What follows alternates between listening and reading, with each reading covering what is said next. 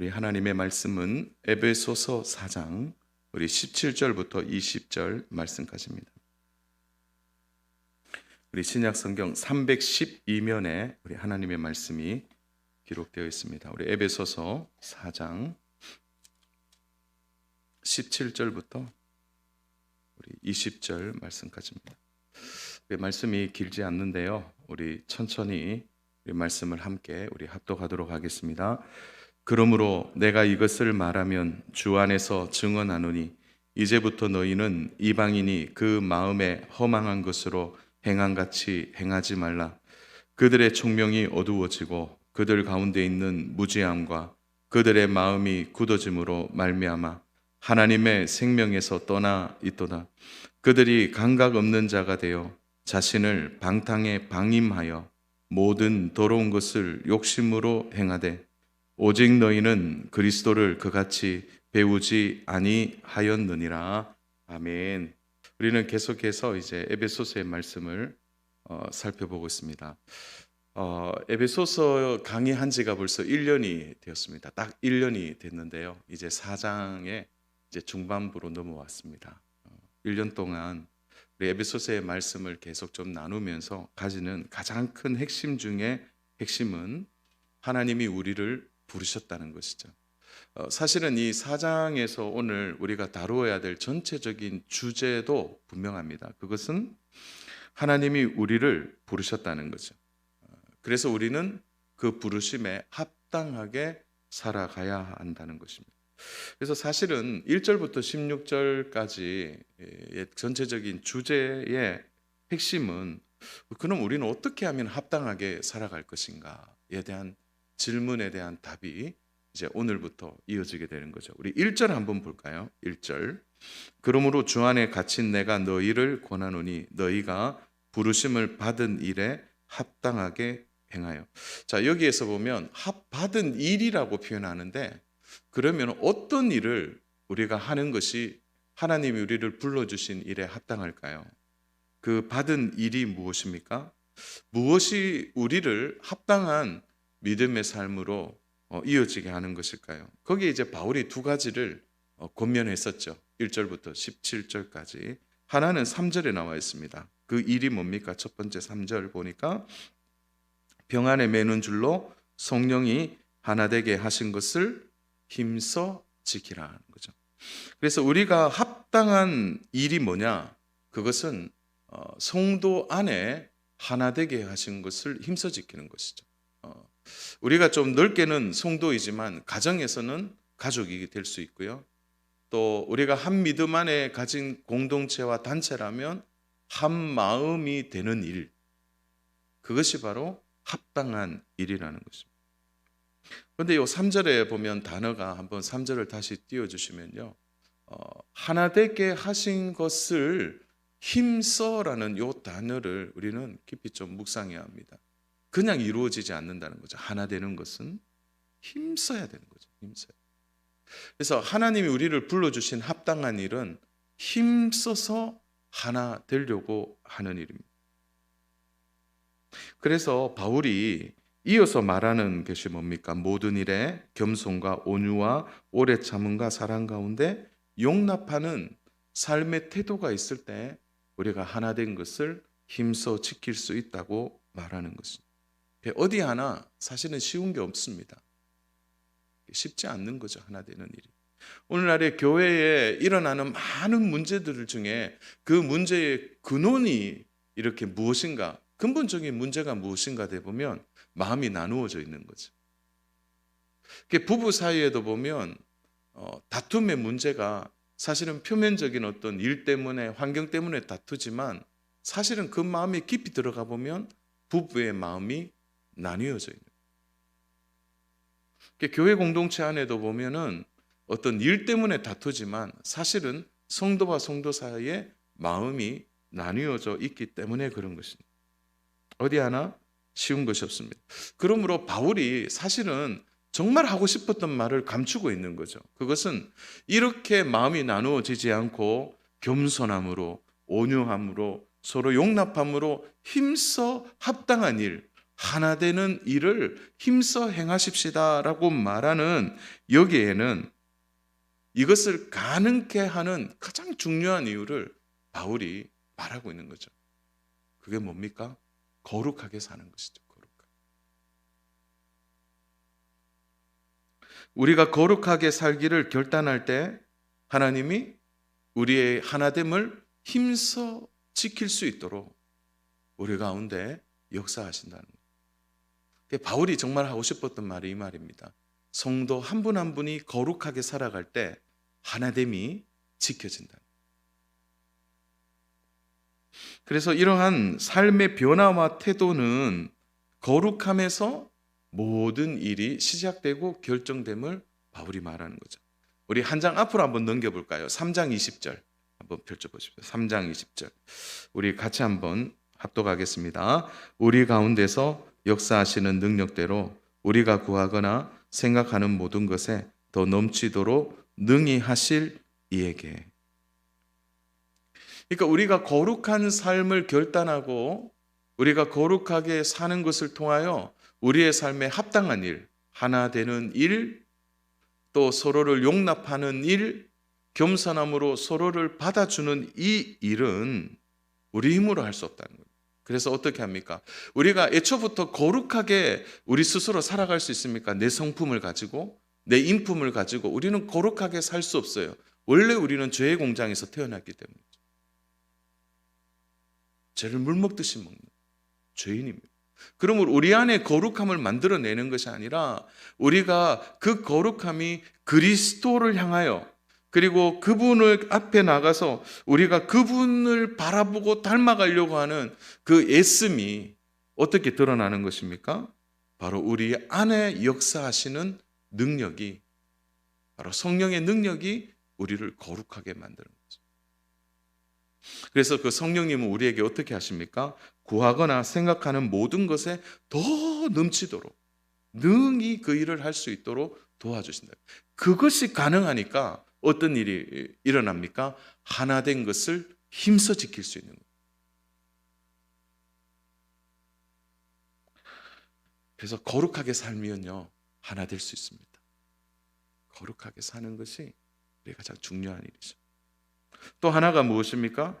부르심을 받은 합당한 일이 뭡니까? 13절에 있습니다. 우리가 다 하나님의 아들을 믿는 것과 아는 일에 하나가 되어, 또 나오죠. 하나가 되어, 하나가 되어 온전한 사람을 이루어 그리스도의 장성한 분량이 충만한 데까지 이르니니. 결국 우리가 부르심에 합당한 일은 뭐냐? 우리가 성장하는 일이에요. 성장. 장성한 분량만큼 어린아이의 신앙에서 벗어나서 딱딱한 음식을 먹어도 소화할 만한 충분한 장성한 분량이 우리가 합당한 일이 되는 것이죠. 그러려면 우리는 또 근원으로 돌아가야 돼요. 그게 뭡니까? 거룩하게 살려고 하는 삶이 결국 우리를 장성한 성도로서 세워지도록 만드는 것입니다. 그래서 사실은 거룩함에 대한 부르심이죠. 하나님이 우리를 왜 부르셨느냐? 우리가 거룩하게 사는 것입니다. 그래서 사실은 이게 복잡하지 않죠. 우리가 성도의 삶이 뭐냐 이렇게 묻는다면 성도가 뭡니까? 거룩할 성자잖아요. 그 길도자, 성도가 걸어가는 길. 그는 거룩한 길로 가는 것입니다. 그래서 우리의 사명이 뭐냐면 복잡하지 않죠. 우리의 사명은 이 땅에서 거룩하게 사는 거죠. 그러니까 사명이라고 말하니까 직업을 생각할 수도 있고 또 하나님이 나에게 어떤 그 맡겨주신 일이라고 생각할 수 있는데 사실은 이 모든 것의 핵심은 우리가 하나님의 부르심을 받고 사명을 받고 성도의 일을 받는 그 모든 것은 결국 하나이죠. 우리가 어떻게 하면 이 땅에서 거룩하게 사는 것입니다. 그래서 교회 안에서도 하나됨을 지킬 수 있는 방법도 거룩하게 사는 것입니다. 장성한 분량의 아주 멋진 이 장성자가 되는 것, 그것도 거룩하게 살 때 가능한 거죠. 세상 사람들이 우리에게 기대하는 바가 뭘까요? 사실 그것도 하나이죠. 나는 이렇게 못 살지만 너희들은 거룩하게 살기를 바라는 것. 그래서 시대와 상황 속에서 한결같은 거룩함을 바로 교회가 보여줄 수 있는 가장 큰 동력이 되는 것이죠. 그래서 세상 사람들이 자기는 그렇게 못 살면서도 그 교회 성도들은 거룩해야 됩니다.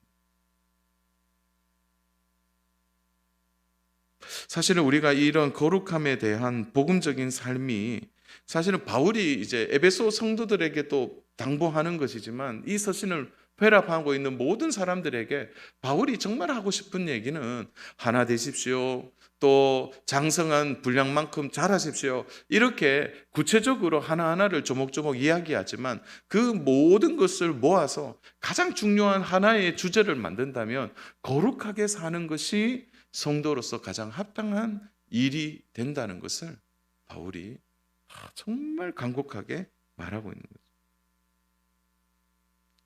그런 맥락에서 바울은 거룩하게 살지 못하는 이방인의 모습을 통해서 오늘 우리의 모습이 어떠해야 되는지를 오늘 17절부터 이제 구체적으로 보여주고 있는 거죠.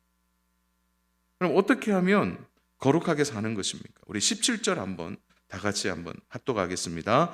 그러므로 내가 이것을 말하면 주 안에서 증언하노니 이제부터 너희는 이방인이 그 마음에 허망한 것으로 행한 같이 행하지 말라.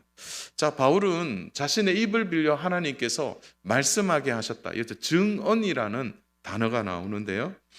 이것은 뭐냐면 이렇게 말씀하게 하신 하나님이란 뜻이 있습니다. 그래서 우리가 이제 목회자들이 강단에 섰을 때 하나님 말씀을 증거하겠습니다. 이렇게 말하는 이유는 내 입을 빌려 하나님이 말씀하신다라는 의미죠. 바울도 똑같이 얘기하는 거죠. 우리가 세상 속에서 거룩하게 사는 방법에 대해서 하나님이 나에게 증언하게 하셨다는 거예요. 그것은 나의 입을 빌려 하나님의 마음을 우리들에게 말씀해 줬다는 거죠. 그 첫 번째가 어떻게 하는 것이 거룩하게 사는 것입니까? 우리 좀 전에는 공동체에 대한 주제였죠. 하나 되는 거, 그리스도의 장성한 분량만큼 잘하는 것. 그렇다면 이것을 좀 더 이렇게 개인적인 우리의 삶에 거룩하게 사는 방법의 핵심을 어떻게 이야기합니까? 그것은 이방인처럼 살지 말라라는 거예요. 그럼 이방인을 어떻게 바울이 표현하고 있습니까? 여러분 17절 한번 주의 깊게 봐주세요. 이렇게 말하죠. 너희는 이방인이 그 마음에 허망한 것으로 행한 같이 행하지 말라. 이방인을 어떻게 보고 있습니까? 허망한 자라고 보고 있는 거죠. 여기서 이제 이방인이라고 표현하는 이방인은 무엇을 의미하죠? 두 가지인데요. 하나는 하나님을 믿지 않는 사람이 있고 또 하나는 하나님을 의도적으로 알려고 하지 않는 사람. 이들이 이방인들. 그 이방인들이 어떻게 된다는 거죠? 그러니까 결론적으로 이 바울이 이방인이라는 표현을 할 때는 뭐냐면 하나님을 마음에 두지 않는 사람. 왜냐하면 그들의 마음이 이미 다른 것에 허망한 다른 것이 들어와 있기 때문이죠. 그래서 이방인의 특징이 뭐냐? 이렇게 묻는다면 그 마음에 허망한 것을 추구하고 사는 사람입니다. 마음이 기울어져 있는 거죠. 기울어져. 참 소망을 알지 못하는 것입니다. 그러니까 이 이방인들에 있어서 우리가 참 안타까운 것은 뭡니까? 그들의 눈이 가려진 것이죠. 그래서 우리가 하나님을 믿고 알게 되면 우리 그런 표현은 잘 쓰잖아요. 영안이 열렸다. 이제 이런 표현을 쓰는데 그 영안이 열린다라는 의미가 뭘까요? 이렇게 영안이 열린다는 그 영안이 열린다라는 의미는 마음이 하나님으로부터 기울어져 있을 때 나타나는 일이죠. 개인적으로 저는 중3 때 이제 처음으로 이제 영안이 열린다는 것이 뭔지를 알게 됐습니다. 근데 중학교 2학년 때 이제 기타를 처음 이제 배우기 시작했습니다. 기타를. 그러니까 교회에 늘 기타가 있으니까 이제 교본 하나 이렇게 얻어서 이렇게 뚱땅 뚱땅 뚱땅 쳤어요. 그런데 이게 처음 칠 때는 막 이제 이게 튜닝이 안 돼 있잖아요. 조율이 안 돼 있으니까 소리도 엉망인데 겨우 소리 맞춰 갖고 이렇게 치는데 이게 재미가 있는 거예요. 그래서 이제 찬미 500, 찬미 300 이렇게 두껍한 복음성가 있지 않습니까? 그거를 갖다 놓고 아직도 기억나요. 제일 첫 번째 무슨 찬양이 나오면 사랑하는 나의 아버지. 그게 제일 첫 장에 나옵니다. 1장, 1번에. 그러면 그거 이제 뚱땅뚱땅 치고 그렇게 해서 1장부터 이제 한 장씩 넘어가는 거예요. 찬송가는 잘 모르니까. 그래서 끝장까지 찬미 300, 찬미 500. 그러면은 한 몇 시간 걸리냐면은 한 2시간 걸려요. 앉아서 찬양하는 거죠. 그런데 그때 그 찬양하면서 이제 처음으로 이게 영이 열려서 찬양한다는 느낌을 받았어요. 한 2시간 찬양하니까. 그러면요, 신기하게도요, 그 다음날 되면 또 그 지하 교육관으로 들어가요. 그 시간만큼은 이제 마음이 완전히 하나님께 기울어져 있어서 다른 것이 생각이 안 나는 거예요. 교회가 너무 좋은 거죠. 그 컴컴한 지하실이 뭐가 좋습니까? 영이 열리는 거죠. 그때 처음으로 그런 말이 돼요. 하나님과 함께 하는 게 너무 좋구나. 그러니까 마음이 기울어져 있는 거죠. 완전히 기울어져 있는 거예요. 그러니까 이방인들도 마음이 기울어져 있어요. 어디에요? 허망한 것에 자신의 마음이 기울어져 있는 것입니다. 사실은 바울이 이렇게 말하는 데는 중요한 증거가 있어요.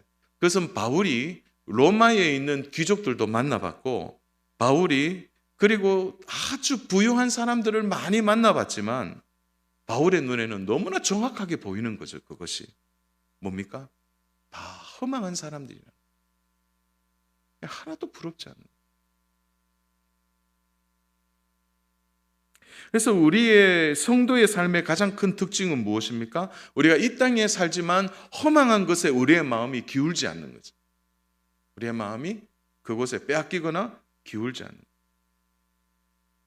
우리의 마음이 그것에 허망하지 않는 것입니다. 이방인들의 눈에는 그게 너무 좋아 보여요. 그래서 올인하는 거죠.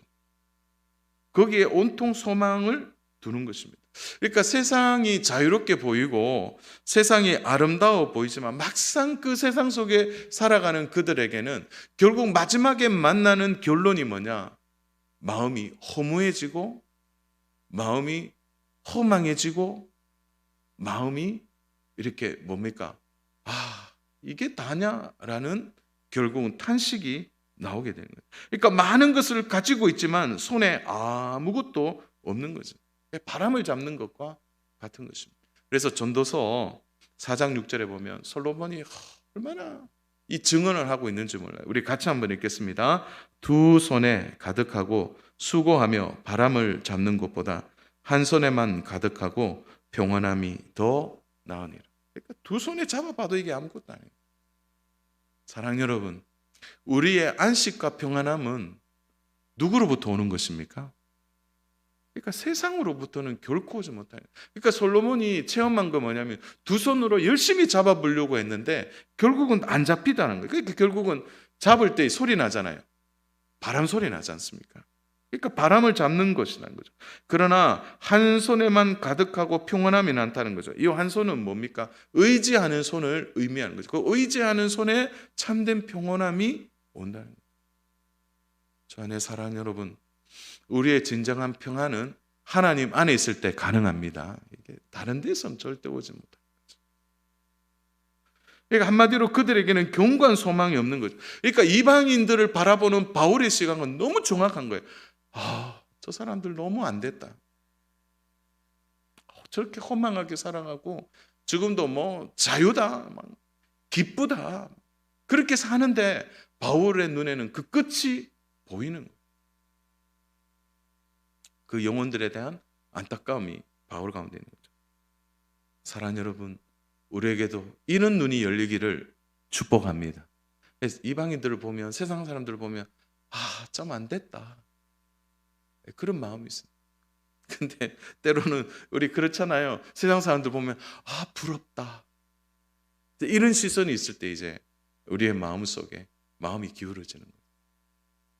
저도 세상 사람들 보면 참 안 됐다. 그런 마음이 많이 있습니다. 열심히 사는데 바람이에요.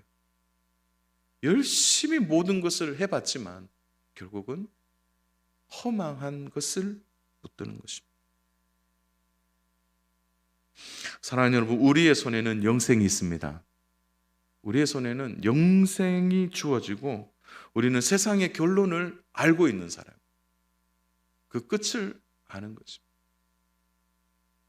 세상은 끊임없이 우리에게 신호를 보내요. 너희가 원하는 것은 세상에 다 있다고 말하는 거예요. 세상에 다 있다. 이번에 우크라이나 전쟁을 아마 실시간으로 우리 성도 여러분들도 뉴스를 통해 보는데요. 너무 이 전쟁이 이렇게 비참한 전쟁인지 몰랐어요. 보통 전쟁이 있으니까요. 그렇게 아름답게 꾸며놨던 집도요. 그 포격 한 번이 되니까 그냥 그 아파트에 아주 예쁜 집을 보여줬는데 거기에 포격이 오니까 뭐 그냥 끝나는 거예요. 평생을 그 아파트를 사서 그렇게 모으고 꾸미고 했지 않겠어요? 한 번에 허망해지는 거예요. 저 자동차가 파괴되는 것을 보니까 자동차를 쭉 세워놨는데 그냥 뭐 미사일이 떨어지니까 그 돌들이 그냥 그 자동차에 떨어지는 끝나는 거예요. 보세요. 세상이 우리에게 얘기하잖아요. 좋은 집에 살면 행복하고 또 좋은 차를 구하면 만족하다고 얘기하지만 모든 것이 거기에서 오는 게 아니라. 그래서 마음에 허망한 것을 그런 것으로 치료됩니까? 절대 되지 않는다는 거예요. 감추는 거죠. 감추는. 포장하는 것입니다. 바로 이방인들이 그 포장된 세상 속에서 결국 눈이 열리지 않고 살아가는 것을 바로 성도는 거룩한 삶을 통하여 그것을 진단하고 구분해 낼 수 있다고 바울이 말하고 있는 거죠. 우리 18절을 다시 보십시오. 그들의 총명이 어두워지고 그들 가운데 있는 무지함과 그들의 마음이 굳어짐으로 말미암아 하나님의 생명에서 떠나 있도다. 얼마나 무서운 말인지 모릅니다. 하나님의 생명에서 떠나 있다면 그 모든 것을 가졌지만 모든 것이 없는 사람. 하나님의 생명에서 떠나는 일이 얼마나 무서운 일입니까? 사랑하는 여러분, 하나님의 생명에서 떠나는 자, 그에게는 어떠한 소망도 없는 것입니다. 하나님의 생명에서 떠나는 것. 아무리 설명해도 그들이 복음 앞에 돌아보지 않는 것입니다. 그들의 눈이 완전히 가려진 것입니다. 이것을 바울은 고린도후서 3장 12절부터 18절에 좀 긴장인데요. 이렇게 말합니다. 우리가 이 같은 소망이 있으므로 담대히 말하노니 우리는 모세가 이스라엘 자손들에게 장차 없어질 것에 결국을 주목하지 못하게 하려고 수건을 그 얼굴에 쓴 것 같이 아니하노라. 그러니까 수건을 얼굴에 쓴 것 같이 그거 총명이 가려졌다고 얘기하는 거예요. 14절. 그러나 그들의 마음이 완고하여 오늘까지도 구약을 읽을 때에 그 수건이 벗겨지지 아니하고 있으니 그 수건은 그리스도 안에서 없어질 것이라. 오늘까지 모세의 글을 읽을 때 그 수건이 그 마음을 덮어도다. 그러니까 가려진 것으로 인하여 마음이 덮여지니까 새로운 진리를 알지 못하는 거예요. 그들에게 다가온 이 기쁨의 진리와 복음을 그들이 깨닫지를 못하는 거예요. 17절. 주는 영이시니 주의 영이 계신 곳에는 자유가 있느니라. 우리가 다 수건을 벗은 얼굴로 거울을 보는 것 같이 주의 영광을 보매 그와 같이 형상으로 변하여 영광에서 영광에 이르러 곧 주의 영으로 말미암음이니라. 그러니까 덮여져 있는 거죠. 가려져 있는 거죠. 지혜와 총명이 가려지면은 아무리 진리가 우리 앞에 있어도 안 되는 거죠. 제가 저번에도 한번 그런 표현을 썼는데 예수님이 직접 우리의 눈에 보이면 나는 예수님을 믿겠다. 절대 믿을 수 없어요. 왜 그렇습니까? 예수님이 2000년 전에 이 땅에 왔을 때 유대인들의 모습을 보십시오. 예수님을 눈앞에 있음에도 불구하고 그들은 예수님을 알아보지 못해요. 지금 예수님이 우리 앞에 와도 그렇다는 거예요. 믿음은 그렇게 되는 것이 아닙니다. 보여진다고 믿는 게 아니에요. 영이 열려야 되는 거죠. 아무리 설명하고 보여주어도 보지 못하는 것입니다. 사랑하는 여러분, 우리가 오늘 어려운 시대를 살고, 참 코로나 이게 정말 속상해요. 그럼에도 불구하고 어려운 시대에 우리가 믿음을 가지고 주님을 붙들고 의지하는 것은 가장 이 땅에서 받는 가장 귀한 복인 것이죠. 그러는 귀한 우리의 마음 또 우리의 눈이 더욱더 열려서 우리의 영이 성령과 교통하고 언제나 가려진 눈과 귀가 아니라 열려진, 그래서 하나님의 말씀이 들려질 때마다 우리의 성령이, 우리 안에 계신 성령님이 반응할 뿐 아니라 진정한 역사가 우리의 삶에 일어나도록 우리의 영이 날마다 열리는 은혜가 있기를 축복합니다. 가려지면은 못 사는 거예요. 가려지면은. 그래서 바울이 이렇게까지 설명하는 데는 바울의 말에 핵심이 있는 거예요. 우리가 거룩하게 살면, 이 주제죠. 거룩하게 살면. 우리는 가끔 그런 얘기를 해요. 믿음은 들음에서 온다고 얘기해요. 그러나 무조건 듣는다고 해서 들리는 것이 아닙니다. 하나님의 말씀의 진리를 믿는 믿음이 있어야 들리는 거죠. 진리는 언제나 분명합니다.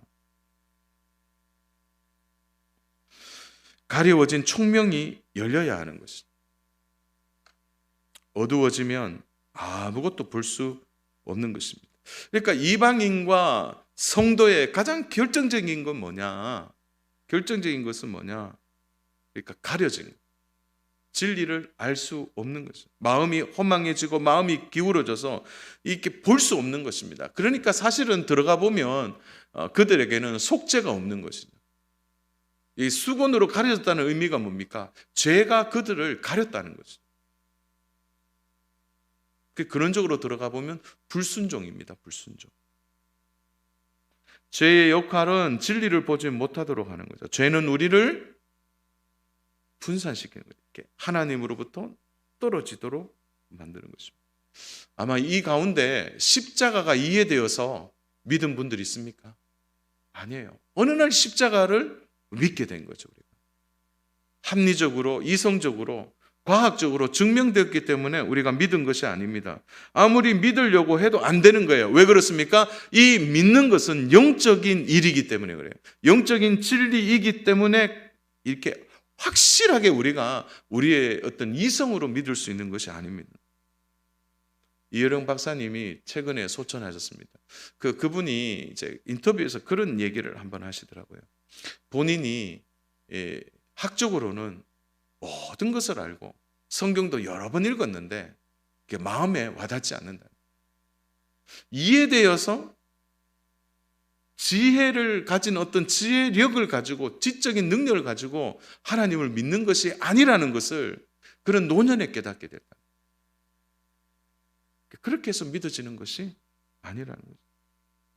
하나님이 열어주셨다는 거죠. 하나님이 열어주셨다. 사랑하는 여러분, 우리가 하나님 앞에 엎드릴 수밖에 없는 이유는 하나님이 열어주셔야 보게 되고 하나님이 열어주셔야 우리가 알게 되는 거예요. 그래서 모든 것이 하나님으로부터 온다는 것을 깨닫게 되면 교만할 이유가 없는 거예요. 눈이 가려지고 영이 열리지 않을 때 어떻게 됩니까? 18절을 보세요. 무지함이 생기고 마음이 굳어지게 되는 거예요. 결국 하나님의 생명에서 떠나게 되는 거죠. 이게 정말 무서운 일이 일어나는 것입니다. 세상은 우주를 정복하고 세상은 과학을 정복해내고 모든 인간의 역사를 새롭게 쓴다고 하지만 세상은 보십시오. 더 어려워지는 거예요. 더 힘들어지는 거죠. 결국 하나님의 생명에서 떠나면 이렇게 되는 것입니다. 그러므로 사랑하는 여러분, 거룩하게 사는 것은 무엇입니까? 지속적으로 하나님에 대하여 관심을 기울이는 거죠. 그리고 하나님께 마음을 기울여서 하나님 안에서 발견되는 참 진리를 날마다 붙들고 살아가는 삶의 중심이 있을 때 우리가 세상을 바라볼 때 정확하게 분별하고 넘어지지 않게 되는 것입니다. 사랑하는 여러분, 세상이 좋으세요? 세상이 우리를 향하여 끊임없이 도전하죠. 세상에 모든 것이 있다는 것. 그러나 우리가 세상을 진정한 하나님의 눈으로 바라보게 되면 세상의 실체를 깨닫게 될 때 우리는 세상을 향하여 넘어지지 않게 되는 것입니다. 밭에 씨를 뿌릴 때 마태복음 13장 19절은 이렇게 말합니다. 아무나 천국 말씀을 듣고 깨닫지 못할 때는 악한 자가 와서 그 마음에 뿌려진 것을 빼앗나니 이는 곧 길가에 뿌려진 자요. 천국 말씀을 듣고 깨닫지를 못한다는 거예요. 하나님의 생명에 떠난 모든 사람들의 공통된 일입니다. 그래서 사람이 사람 되게 되고요. 사람이 바르게 살아가는 길은 하나입니다. 그것은 하나님의 생명 안으로 들어오는 거죠. 하나님의 진리 안으로 들어오는 것입니다. 하나님과 생명의 관계를 새롭게 만들 때 우리는 가장 행복한 삶을 살게 되는 것입니다. 죄로 가려진 오늘 이방인들을 향하여 무지하고 허망한 그들을 향하여 우리가 담대하게 손을 내밀어서 참 진리를 그들에게 전할 수 있는 그런 믿음과 거룩한 삶이 우리에게 주어질 때 우리 안에 진정한 성령의 능력이 나타나게 되는 것입니다. 목회를 하면서 참 안타까운 분들이 있어요. 그것은 진리 안에 들어오려고 하다가 중간에 포기하는 분들이에요. 그래서 복음을 소개하고 조금 더 이렇게 공동체 안으로 좀 들어오면 좋겠습니다. 이렇게 말할 때 목사님, 다음 기회에 내가 그래 하겠습니다. 올해는 제가 좀 너무 바빠서 내년에는 제가 공동체 안에 들어와서 내가 그렇게 하겠습니다. 그러니까 망설이는 거죠. 그럴 때 사실 저 양보하지 않아요. 아니요, 지금 하셔야 됩니다. 지금 들어오셔야 됩니다. 그러니까 자신을 하나님께 완전히 맡기지는 못하는 것이죠. 왜 그렇습니까? 결정적으로 세상에 대한 생각을 갖고 있기 때문에 그 허망하다는 것을 아직 보지 못하니까 한 반쯤 이렇게 걸쳐 있는 거예요. 완전히 하나님 안으로 들어가지 못하는 거예요. 하나님 안으로 완전히 들어가면 다 포기하고 살아가야 되니까 이게 이제 용납이 안 되는 거예요, 스스로. 그래서 예수님을 믿는 것, 그리고 교회 공동체 안에 완전히 들어가면 이제 나는 없고 나는 완전히 죽는 것처럼 생각하시는 분들이 있더라고요. 어떤 분 좀 심각하게 그러더라고요. 수도원 생활을 해야 되는 것인가 할 정도로 생각하는 거예요. 제가 그런 분들을 볼 때마다 그런 마음이 들어요. 이 죽을 것 같은 이 순간을 통과해야 되는 거예요. 우리가 거룩하게 사는 이유도 보면은 거룩해지는 것도 이 죽음과 같은 순간이 지나가야 이 거룩의 영향력이 나타나지 않습니까?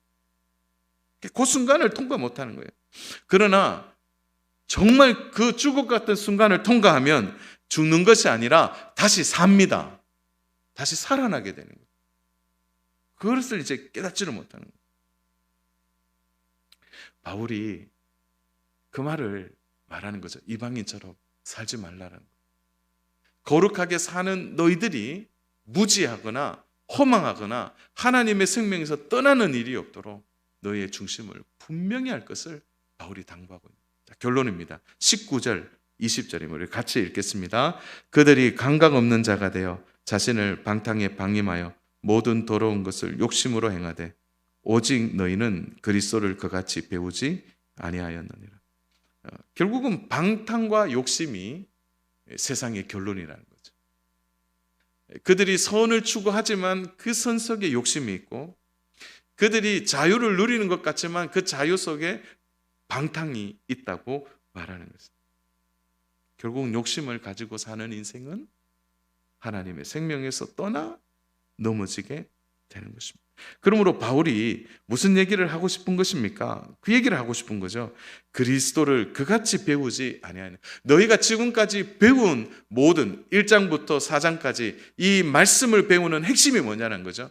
결국 너희가 거룩하게 살아가는 삶에 대한 부르심을 바로 예수님을 통해 배웠다면 너희가 이방인들처럼 살지 말 것을 바울이 힘주어 당부하고 있는 것입니다. 말씀을 정리합니다. 사랑하는 여러분, 오늘 우리 김영태 장로님 이제 천국 환송 예배도 있었고 하관 예배도 있었습니다. 인간적으로 보면 장로님 근 18년 이상 이렇게 병으로 너무 많은 고생을 하셨어요. 세상적으로 보면 너무 고생하셨다 그렇게 볼 수 있는데, 그러나 가장 중요한 하나가 있잖아요. 그것은 그리스도의 생명 안에, 하나님의 생명 안에 있었다. 떠난 적이 없는, 마지막까지 신앙을 고백하고 그 마지막 이제 그 임종 직전까지 함께 기도하면서 그 영상 통화를 하면서도 장로님 마지막 아멘, 아멘 하는 가장 중요한 소망을 장로님은 끝까지 붙들은 거예요. 세상 사람들이 볼 때는 아이고 고생했네, 참 안 됐다 인생, 그렇게 말할 줄 모르겠어요. 그러나 우리는 다른 눈이 열려 있는 거예요. 하나님의 생명에서 떠나지 않는 일이 가장 귀하고 복된 일이 되는 것입니다. 사랑하는 여러분, 오늘 우리의 싸움은 이 땅에서 얼마나 행복하게 사느냐, 얼마나 우리 잘 사느냐, 여기에 우리의 방점이 있는 게 아니에요. 우리의 삶의 가장 중요한 이유는 거룩하게 사는 것입니다. 거룩하게 사는. 인간적으로는 소망을 이루지 못할 수도 있을 겁니다. 거룩하게 사는 삶은 때로는 세상 속에 저항을 받고 세상 속에서 시름을 경험하고 세상 사람들이 우리를 향하여 비난하는 일을 우리는 마주해야 되기 때문에, 그럼에도 불구하고 우리가 거룩하게 살아갈 때 하나님이 우리에게 그리스도의 생명을 주실 뿐만 아니라 그 안에 풍성한 하나님이 주시는 은혜, 그 일로 인하여 우리는 결국 하나님의 부으시고 역사하시는 은혜의 손길을 따라 결국 우리는 승리하며 살아가게 될 것입니다. 이렇게 거룩하게 살 때 공동체는 더욱더 하나 되어지고 우리는 그리스도의 장성한 분량만큼 성장하고 성숙하여서 성도가 성도에게, 또 성도가 가정에서, 성도가 이웃들에게 대하여 참된 하나님의 사랑이 증거되어지고 참된 평안이 누려짐을 통해서 세상 속에서 전혀 다른 믿음의 삶을 통해 하나님의 뜻이 우리를 통해 이루어지는 은혜와 역사가 오늘 말씀을 듣는 성도님 한 분 한 분에게 또 나타나서 우리의 삶의 거룩함을 통해 주님의 영광이 드러나는 귀한 저와 우리 성도 여러분의 삶이 되기를 주님의 이름으로 축복합니다.